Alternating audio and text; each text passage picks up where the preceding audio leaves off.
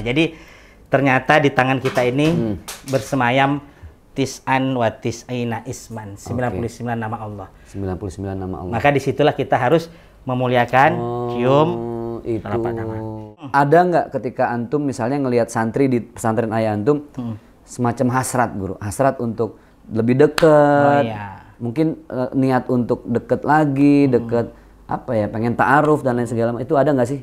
Jadi ngurusi pesantren ini udah seperti ngurusi negara, di situ ngurusi masyarakatnya, ngurusi keamanannya, ekonominya, pendidikannya. Betul. Udah jadi presiden ini. Oh iya, presiden of Jabal Nur. Iya.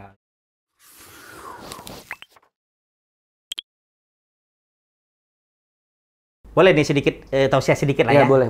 Jadi pemirsa mungkin kalau kita melihat sahabat santuy, ternyata di tangan kita ini itu ada angka, ada bentuk dan ini angka Arab.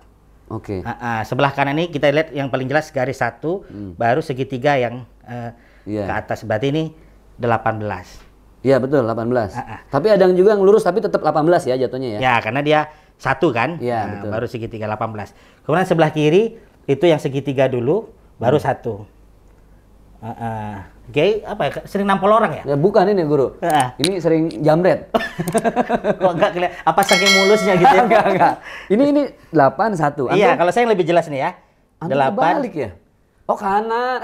Ya ini kalau kanan 18 sih kalau aneh. Guru, ini tangan guru, bukan? Ini peta nih Google Map. Jadi 81. Oke. 18 tambah 81 berapa guru? Berapa Ustadz? 18 tambah 81. Kalau lambat ketahuan jarang ngitung duit. Biasa kalau istri cepet deh. Cepet ya? Karena istri itu suka ngitung duit. Betul, dia nggak disuruh dong ngitung sendiri. Udah ngitung duit. Iya. Apalagi kalau istri Ustadz tuh seneng ngitungin amplop. Nggak tahu kenapa pakai air lidah itu. Bukan istri Ustadz, istri Gus. Iya, istri Gus. Jadi 18 tambah 81. Berapa sih guru? 99 dong. Oh masa Allah. Jadi ternyata di tangan kita ini bersemayam tis'an wa tis'ina isman, 99 nama Allah. 99 nama Allah. Maka disitulah kita harus memuliakan, cium, telapak tangan. Dan telapak tangan ini kan kalau orang tua inilah yang membesarkan kita.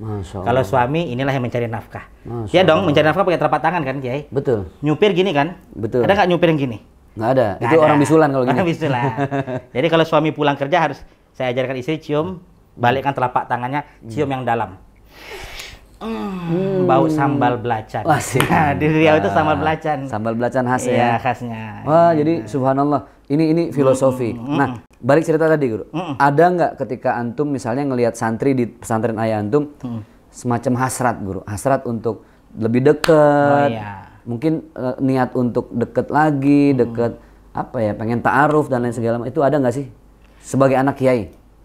Mungkin faktor karena dianggap bukan orang lain, guru, kemudian dianggap anak kiai yang kita harus memuliakan, bisa jadi ini akan ada kebablasan. Artinya nanti di situ setan yang memberikan.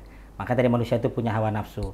Ada nafsul mutmainnah, nafsu yang baik, ada nafsul lawamah. Nah, nafsul lawamah inilah yang setan merasuki, bekerja sama nafsu dengan setan, timbullah karena tadi mungkin intensitas ketemu, apalagi biasanya nih ada yang abdi dalam. Nah, itu abdi dalam itu apa, Gus? Orang yang memang mondok tidak hanya belajar tapi juga dia membantu mengurusi di dalam rumah, tapi bukan membantu. Mengabdikan diri. Nah, itu akan intensitas ketemu dengan keluarga kiai itu akan lebih banyak, lebih tinggi. Kemudian batasan pun bisa menjadi hampir tidak ada batasan. Artinya bukan tidak ada batasan, boleh sembarangan, tapi kedekatan itu dan bahkan bisa kedekatan secara emosional. Nah, inilah yang mungkin kita tidak tahu yang pastinya seperti apa. Kenapa sampai bisa terjadi case seperti itu. Saya santuy. Sekarang misalnya gini, Gus, ada santri yang memang di salah satu pesantren cantik, memikat, gitu ya. Apa memang di Jombang ini cuma ini yang terungkap atau ini mohon maaf banyak kasus-kasus sebenarnya yang si santriwatinya merasa sungkan dengan kiai kalau ini dibikin rame atau disampaikan ke umum. Menurut antum ini sebenarnya Ya mudah-mudahan sih cuma di Jombang saja ya. Banyak nggak sih sepengetahuan antum kasus-kasus ini di pesantren lain? Saya harus menyampaikan, ya mudah-mudahan ini betul ya. Saya harus menyampaikan tidak bisa kita mengeneralisir. Dan betul. Saya bukan karena orang pesantren, tapi tentu ini tidak bisa kita anggap hal yang lumrah terjadi. Ini harus jujur kita katakan ini adalah aib, ini adalah sesuatu yang tidak boleh terjadi. Dan di pesantren sangat-sangat haram dan tabu harus terjadi seperti itu. Maka ini sangat mencoreng sekali nama pesantren. Sebagai anak kiai, antum merasa gimana? Oh, saya kan anak kiai juga. Kasus ini kena anak kiai. Antum ada perasaan sedih, kesel, marah mungkin? Marah. Karena ini sesuatu yang tidak benar. Karena di situ kan ada adab ya. Boleh kita kaitin nggak, Kiai? Di topik Kiai ini kan ada lambang Pancasila nih. Iya, betul. Ini beli online. Iya. Murah 2.000. Online ya. 2.000. Jadi harusnya pesantren itu kan moderat ya.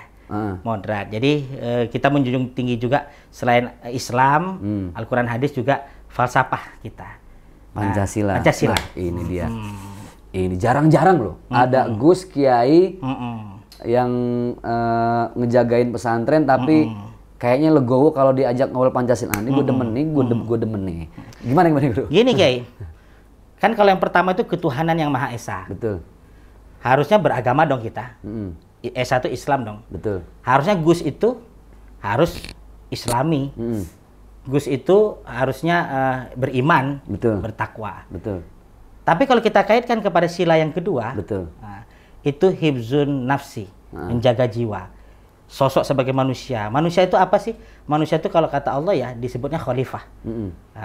Khalifah itu pengganti. Jadi penggantinya Allah kita di muka bumi ini. Berarti kita harus menjaga. Nah manusia itu harus yang melekat pada dirinya adalah attitude, akhlak. Maka yang kedua adalah kemanusiaan yang adil dan beradab. Ini keren banget pembahasan tema tentang yang viral kita kaitkan dengan Pancasila. Karena Pancasila ini masih banyak yang alergi. Tapi sekarang bagaimana kita menyadarkan dan mencerahkan masyarakat bahwa ya keseharian kita sangat dekat dengan nilai-nilai Pancasila.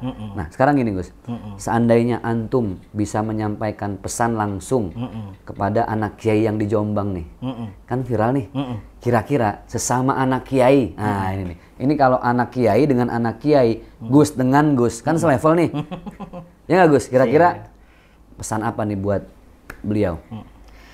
Ngomongin sesama Gus itu, ternyata kita ada persatuannya. Oh, Asparagus. Asparagus, ada kepanjangannya lagi? Asosiasi para Gus-Gus. Batuk dulu. Asparagus, Asosiasi para Gus-Gus. Siap-siap. Jadi gimana Gus? Ya, jadi ya tentu itu yang melekat pada diri kita.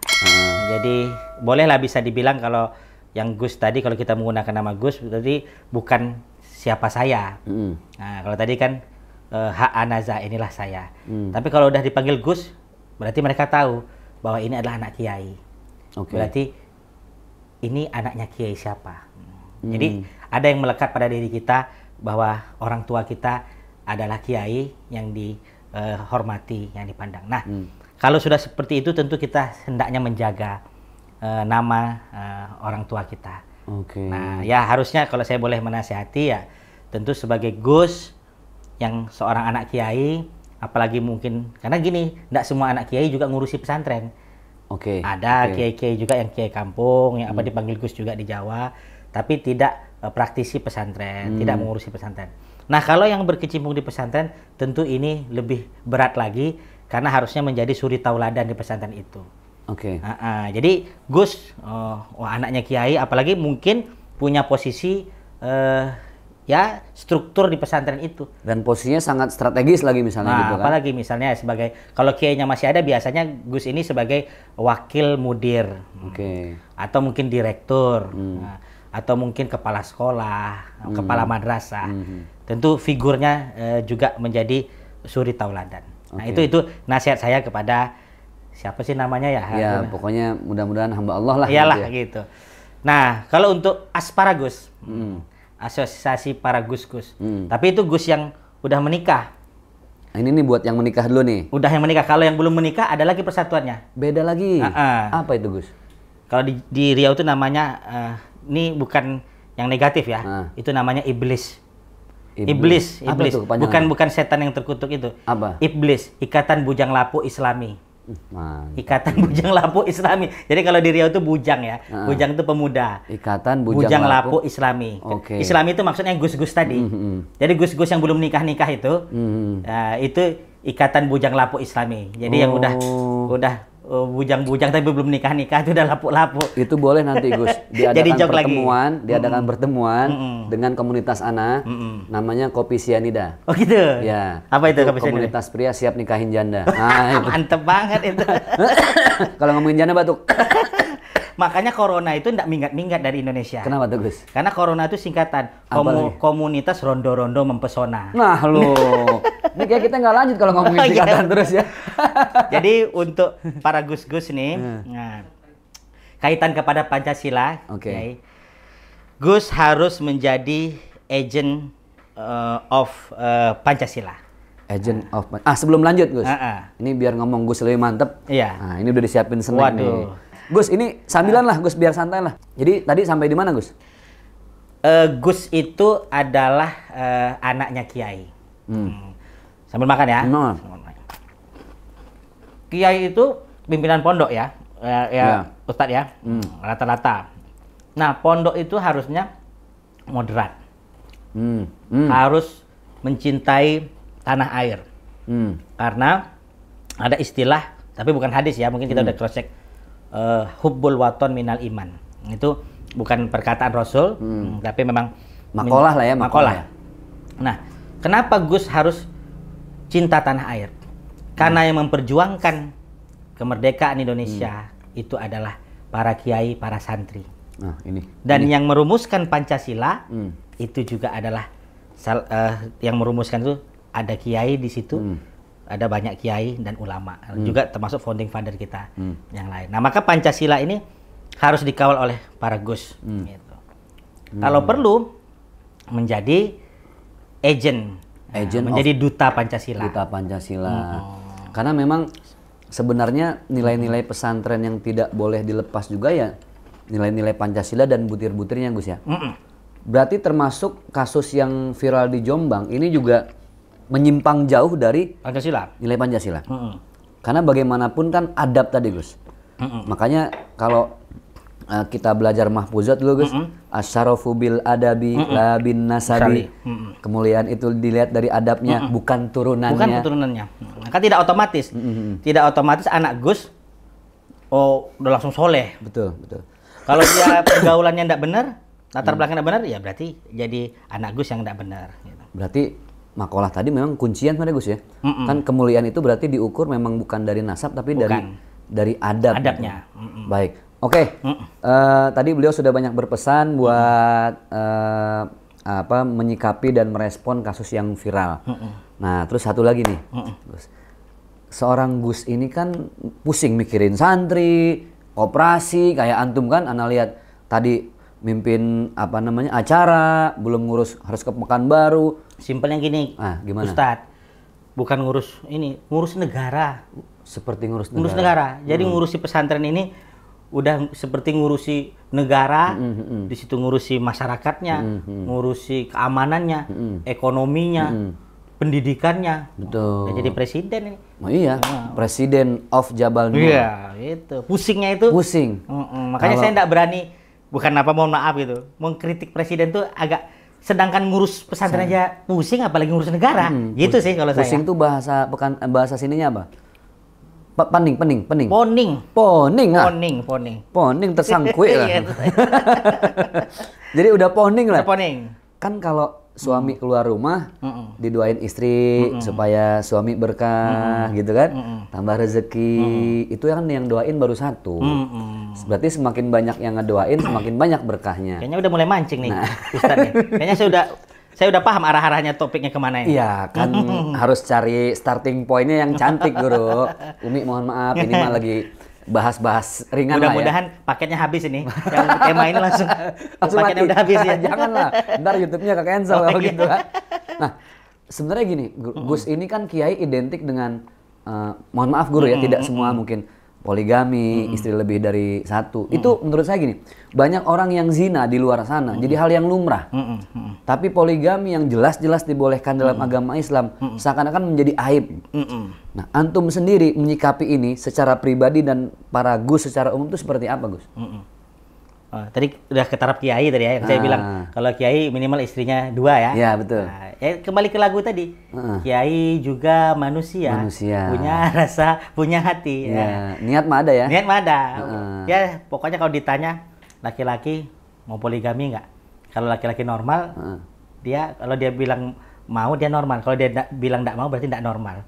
Jadi permasalahannya bukan masalah maunya. Oke. Kalau ditanya mau nggak, malah jawabannya masalah mau katanya.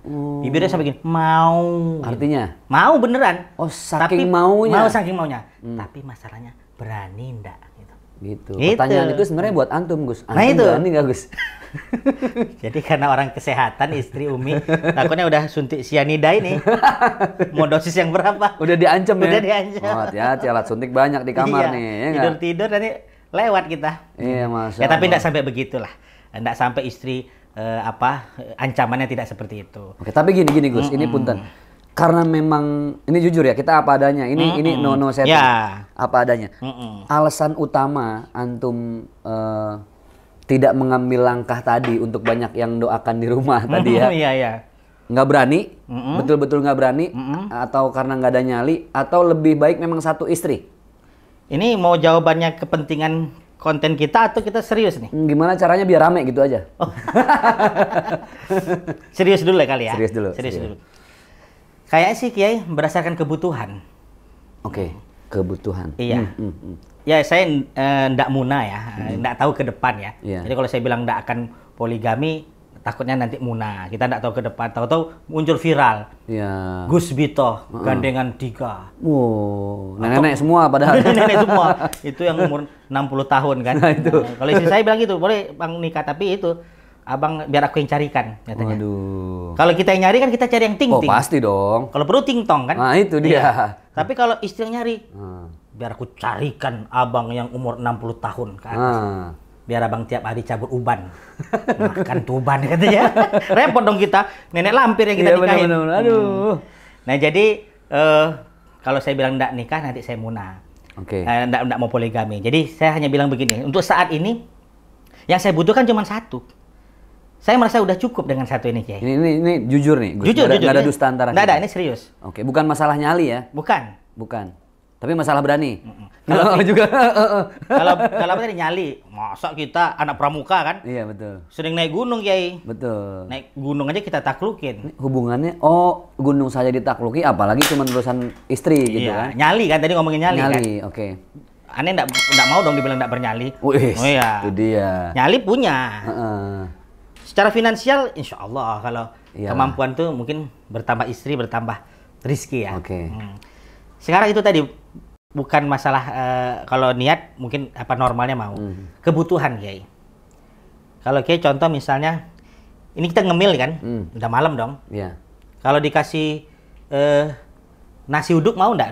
Udah kenyang kan? Kenyang, berat. Enak nggak? Pasti mual. Iya. Ya udah kita kan cuma ngemil doang. Yang kita butuhkan sekarang ngemil. Nah besok siang kalau kita lapar, kita butuh nasi. Iya. Untuk saat ini jujur sahabat santuy ya saya cukup dengan satu. Satu saya udah merasa terpenuhi, cukup. Ya mudah-mudahan lahir batin. Apa dengan bahasa lain gini Gus? Antum perlu apapun dari kewajiban seorang istri udah ada semua? Ya. Yang beresin baju ya ada. Ada. Tempat cerita ya ada. Ada. Apa itu maksudnya mungkin? Jadi semuanya one stop wife lah. Ya. Jadi satu istri tapi bisa semua yang antum mau gitu ya? Ya. Ya pasti dong ada kekurangan. Oke, ada kekurangan. Tentu kita harus mencintai kekurangan. Saya jadi ingat ini Kiai, guru kita. Mungkin guru antum juga. Almarhum Ustadz Jeffrey Al-Bukhari. Beliau berpesan kan di puisinya, di lagunya itu, kita sering bisanya mencintai kelebihan. Tapi pernah nggak kita belajar mencintai kekurangan? Dalam. Dalam kan, Kiai? Dalam. Kita sama istri maunya yang kelebihannya dong, cantiknya. Apanya ya, istilahnya rajinnya gitu. Pernah nggak kita belajar mencintai kekurangannya, cerewetnya? Kenapa kamu cinta sama istrimu? Karena kamu cinta karena apanya sama istrimu? Karena cerewetnya. Saya cinta sama dia karena cerewetnya. Kalau dia tidak cerewet, saya senang kalau dia cerewet gitu. Nah itu kan tidak banyak yang seperti itu. Wah ini ilmu. Ini sesuatu yang jarang orang sadar kalau ternyata lagi dekat kadang sering berantem, tapi kalau lagi jauh kok kangen sama. Benar. Bisa jadi justru seorang laki-laki yang terlalu mudah jatuh hati dengan perempuan lain harus bertemu dengan yang cerewet. Bisa jadi dengan cerewetnya itu dia tidak bisa jadi baik, jadi jauh dari dosa. Iya benar. Gini Kiai, ini tidak tahu ya teorinya ya, benar apa salah. Jadi kebanyakan perempuan kan suka sama cowok yang cool. Oke, cool. Ini ngomong cerewet ya, tapi bisa jadi laki-lakinya yang cerewet nih. Maksudnya ini. Kalau saya kan suka ngomong nih, Kiai juga suka ngomong. Oke.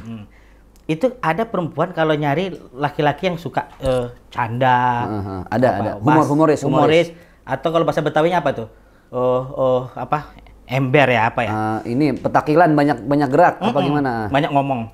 Jadi kalau cowok cool itu kan nggak banyak ngomong itu. Diem aja. Mungkin banyak utang kali dia tuh. Bisa jadi. Atau sariawan dia. Jadi kalau cowok yang ngomong itu bisa nyimpan rahasia, Kiai. Oke. Jadi susah ketahuannya. Jadi kalau yang suka ngomong, jangankan sampai selingkuh, Kiai. Deket aja udah ketahuan. Udah gemeter? Bukan gemeter. Nggak bisa nyimpan rahasia. Oh tadi aku ketemu sama ini. Dia suka cerita sama istrinya. Ini antum nggak lagi curhat kan? Sempet. Ada. Masa saya baru cerita ketemu sama mantan udah kena cerewet. Harusnya abang jaga sikap dong. Itu kan mantan, nggak boleh. Masa silaturahim nggak boleh deh. Ada. Oh gitu. Saya keceplosan ketemu mantan, dia cerewet. Jadi baru deket aja, udah ketahuan. Tapi kalau yang cool, dia kan nggak ngomong nih. Nggak ngomong habis ketemu mantan, dia diem aja, santai, nggak cerita-cerita. Istrinya pun kan nggak cerewet, nggak nanya-nanya. Kan ada istri yang nggak suka nanya-nanya, bang. Pulang dari kantor tadi kemana bang, ketemu siapa gitu. Ini karena saling diem ini, istri nggak cerewet, suami cool, itu ketahuan nggak kayak ketahuannya gimana? Gimana tuh? Kalau yang cerewet tadi baru deket aja udah ketahuan. Ini udah ketahuan, udah punya anak 3. Udah punya tiba-tiba punya anak 3, iya. Ketahuan selingkuhnya, betul. Ketahuan poligami, mohon maaf ya, mungkin nggak semuanya selingkuh ya, artinya mungkin nikah resmi gitu. Tapi nggak ketahuan aman nih, taruh di mana gitu. Udah punya anak 3 baru tahu punya istri 2. Saking coolnya. Istrinya pun nggak suka cerewet, nggak suka kepo, nggak suka kepo. Dia nganggep ya udah emang nggak nyimpen rahasia apa-apa. Nganggap istri suaminya ini laki-laki yang sempurna, setia, soleh. Nah, ini nih case ya, bukan mau ngeles ya. Bukan mau ngeles, walaupun ada arah ke situ gitu. Iya. Nggak, mudah-mudahan nggak termasuk yang cool kan? Iya, nggak cool. Jadi memang Masya Allah ini banyak banget ilmu di obrolan santuy. Ini nama program kita, ini namanya puding. Puding, Bro. Puding itu kan manis, itu filosofinya. Gitu. Jadi obrolan kita nih kalau dinikmati itu manis lah, enak gitu lah. Enak ya. Gampang puding ditelan. Itu enak, manis sama lembut ya. Tapi ada ya. Nggak mau kalah juga, ada kepanjangannya puding. Apa itu? Podcast Ustadz Keliling, puding. Oh, podcast Ustadz Keliling. Jadi kita bisa podcast di mana aja. Berarti seperti sekarang podcastnya lagi di Riau nih ya? Lagi di Riau. Luar biasa, kadang-kadang nanti di Jakarta, di Pekanbaru. Podcast bisa di mana aja, di tengah hutan juga jadi, di pinggir sungai juga jadi. Jangan Kiai, nanti di tengah hutan narsumnya Tarzan nanti. Itu dia. Gitu. Makanya repot bahasa kita nggak ngerti sama dia. Aduh. Emang kalau dakwah ini harus siap di mana aja ya. Siap. Masya Allah. Jadi Sayap Santuy ini banyak banget ilmu dari mulai wawasan tentang pesantren, wawasan Pancasila. Yang lagi viral juga udah kita bahas. Poligami. Udah gitu kita mau minum ternyata belum ada airnya di teko. Yang paling penting kopi susu harus pakai es. Kopi susu, betul. Kopi ilmu lagi dari beliau. Aduh subhanallah. Ini nggak sia-sia jauh-jauh dari Jakarta. Mampir ke Jabal Nur yang ada di Kandis. Banyak ilmu yang sangat ringan tapi sangat-sangat mencerahkan kita semua, mudah-mudahan. Kita mau dapat satu pesan terakhir dari guru kita, dari gus kita, dari kiai kita. Apa buat Sohib Santuy yang teman-teman anak muda milenial? Kira-kira apa Gus? Dengan dilema sekarang yang kompleks lah. Ya banyak, mohon maaf, pelecehan seksual, bencana alam dan lain sebagainya. Silakan Gus. Oke. Jadi gini, sahabat-sahabat santuy, ya kalau ininya milenial ya, berarti pemuda ya. Ya, jadi pemuda. Pemuda itu kita hidup itu santai. Betul. Tapi jangan dibuat terlalu santai. Nah, saya juga tidak ingin para pemuda itu terlalu dalam beragama, kita juga jangan terlalu kaku. Ya, Islam itu rahmatan lil alamin. Mantap. Islam itu humanis. Betul. Silahkan beraktivitas apapun. Silahkan berkreativitas, berseni.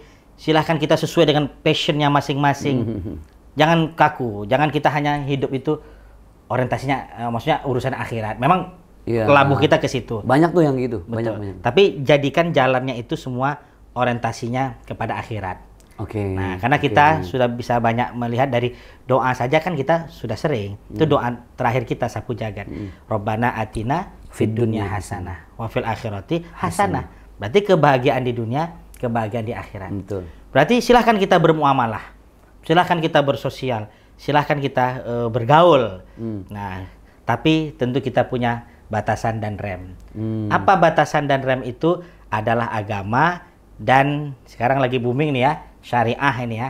Nah, tentu yang syariah itu ya sesuai dengan aturan Islam. Artinya tadi ya, para Gus silahkan berekspresi. Tapi ingat bahwa kita adalah Gus. Betul, betul. Yang kita ingat itu, kita adalah anaknya kiai, latar belakang pesantren. Apalagi sahabat santuy, silahkan mau naik motor, anak-anak motor nih. Off-road, enggak dilarang. Tapi pas waktu azan, ya sering lihat kiai Ustadz Zaki punya komunitas ya. Nah, jadi naik motor, azan mampir dong. Nah, sholat kita sambil istirahat. Main musik. Tapi musik, mohon maaf kalau saya tidak menganggap itu haram. Betul. Kalau memang orientasinya adalah dakwah, bagaimana bisa menghanyutkan orang atau memberikan spirit kepada orang untuk berbuat baik. Masya Allah. Jadi intinya, mari sama-sama, ini kalau boleh menyinggung yang dipakai Kiai Ustadz Zaki di jalankan nasionalisme kita, ukhuwah, namanya ukhuwah watoniyah. Ukhuwah watoniyah, betul, betul. Kemudian jalankan kemanusiaan kita, siapapun, walaupun dia dari suku dan bangsa, dia adalah manusia. Rahmatan lil alamin, dia sama-sama manusia. Ukhuwah basyariyah. Betul.